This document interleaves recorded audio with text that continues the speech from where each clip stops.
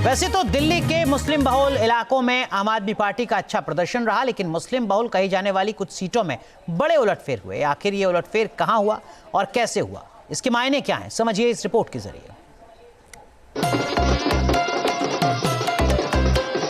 10 साल से झेले खूब बहाने हमने, दिल्ली के मालिक बन बैठे लगे हो बस तुम ठगने, बहुत सहेलियां नहीं सहेंगे कर दो ये ऐलान। बीजेपी कार्यकर्ताओं का ये जश्न बेहद खास है। 27 साल बाद दिल्ली में बीजेपी को इस तरह जश्न मनाने का मौका मिला है। चुनाव में हार जीत होती रहती है, लेकिन कुछ सीटों पर बीजेपी को मिली जीत किसी चमत्कार से कम नहीं है। दिल्ली में भाजपा सरकार चाहिए, दिल्ली में भाजपा सरकार चाहिए, परिवर्तन हमको दिल्ली में इस बार चाहिए, दिल्ली में भाजपा सरकार चाहिए।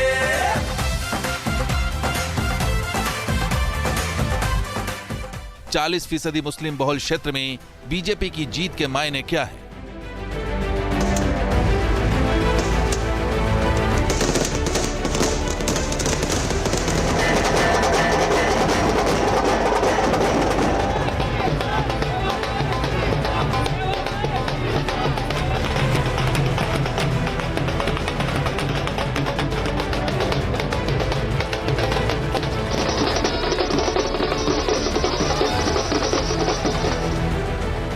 मुस्तफाबाद में आखिर कैसे खिला कमल? मैंने वोट कर दिया है दिल्ली में किसकी सरकार बने इसके लिए, और मैंने ये वोट किसको किया है आपको सुनकर बड़ा आश्चर्य होगा। मैंने ये वोट भारतीय जनता पार्टी को किया है। जिंदगी में पहली बार मैंने भारतीय जनता पार्टी को वोट किया है। क्यों किया है, इसके पीछे बहुत सारे रीजन हैं। अब तक मुसलमानों पर एक एलिगेशन ये लगता रहा कि भारतीय जनता पार्टी को हराने के लिए मुसलमान वोट करता है, लेकिन ये मैंने वोट इसलिए किया आज बीजेपी को कि दिल्ली के अंदर बीजेपी जीते।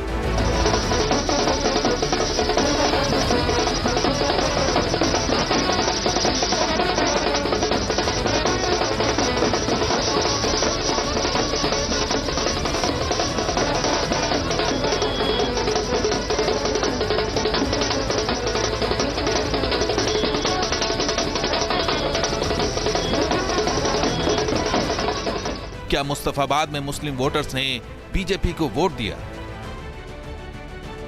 क्या बीजेपी का सबका साथ सबका विकास का नारा मुस्लिम बहुल क्षेत्र में भी हिट रहा है? अगर आदमी की जहनियत इस तरह की है कि जो सच्चाई पर और ईमानदारी पर लोग चल रहे हैं, वोट ईमानदार व्यक्ति को ही होना चाहिए। जैसा कि देखने में आ रहा है कि माननीय मोदी जी के जरिए जो प्रयास करे जा रहे हैं देश के लिए और देश को विश्व गुरु बनाने के लिए, और देश के अंदर जिस तरह का विश्वास सभी वर्गों का जीता है, तो उससे एक बात ये निकल कर आती है कि एक इंसानियत के नाते भी ऐसी शख्सियत को आगे बढ़ाना चाहिए, ऐसी शख्सियत को ताकत देने की जरूरत है। क्या बीजेपी की हिंदुत्ववादी राजनीति को मुस्लिम बहुल इलाके में भी स्वीकार किया जाने लगा है? देश विकसित भारत बनाने के लिए तुष्टीकरण से मुक्ति पानी होगी। हमने रास्ता चुना है संतुष्टिकरण, तुष्टीकरण नहीं संतुष्टिकरण। वैसे मुस्तफाबाद में बीजेपी की जीत के नायक बने हैं मोहन सिंह बिष्ट। यहां से बीजेपी ने मोहन सिंह बिष्ट को मैदान में उतारा था, जो पहले करावल नगर से विधायक थे। बताया जाता है कि जब मोहन सिंह बिष्ट का टिकट करावल नगर से कट गया तब वो रो पड़े थे, लेकिन पार्टी ने उनको मुस्तफाबाद सीट से उम्मीदवार बनाया था। लेकिन अब मुस्तफाबाद से मोहन सिंह बिष्ट ने जीत हासिल करके रिकॉर्ड कायम कर दिया है।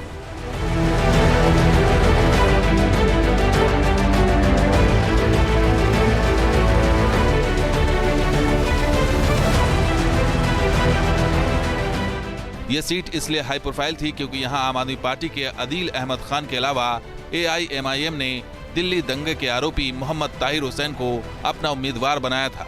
इस सीट पर वोटिंग प्रतिशत की बात करें, बीजेपी को इस सीट पर 42% से ज्यादा वोट मिले हैं, आम आदमी पार्टी को 33% से ज्यादा और AIMIM को 16% से ज्यादा वोट मिले हैं। वहीं कांग्रेस को करीब 5% वोट मिले।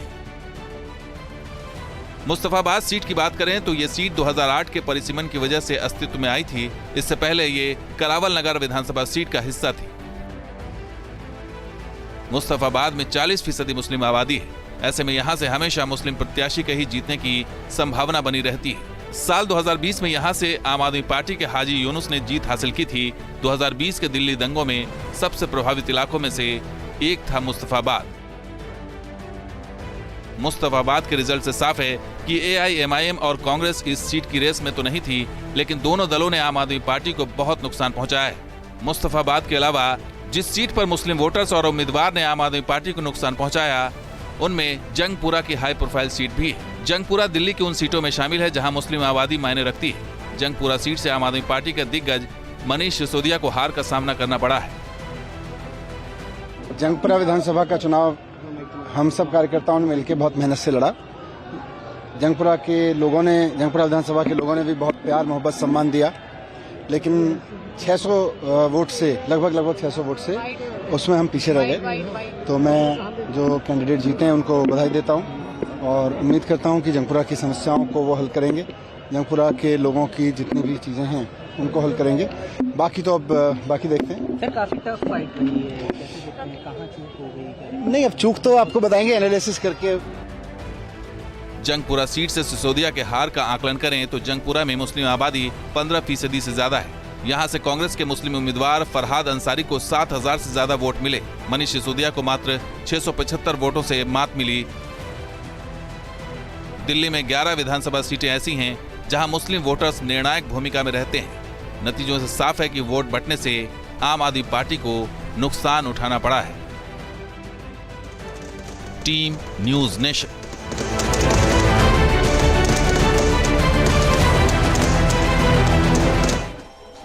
इस वक्त की बड़ी खबर आपको बता दें, मालवीय नगर से बीजेपी उम्मीदवार सतीश उपाध्याय जीत चुके हैं चुनाव। उन्होंने कहा कि ये बीजेपी कार्यकर्ताओं की जीत है। भारतीय जनता पार्टी के दिल्ली के वरिष्ठतम नेताओं में से एक सतीश उपाध्याय, जो लगातार विधानसभा चुनाव में हार रहे थे, लेकिन इस बार लंबे इंतजार के बाद जीत मिली है सतीश उपाध्याय को। देखिए, मेरे पास शब्द नहीं है। जिस तरीके से प्रभु का आशीर्वाद मुझे मिला, मेरे देश के प्रधानमंत्री मोदी जी ने जिस प्रकार से हम सब लोगों का मार्गदर्शन किया और जो विकसित भारत बनाने का सपना उन्होंने देखा है, और अब मैं कह सकता हूं कि दिल्ली भी विकसित होगी, दिल्ली का गौरव लौट करके आएगा। और ये मेरी जीत नहीं है, ये जीत मेरे उन असंख्य कार्यकर्ताओं की है जिन्होंने 24 घंटे लगा करके मेहनत की,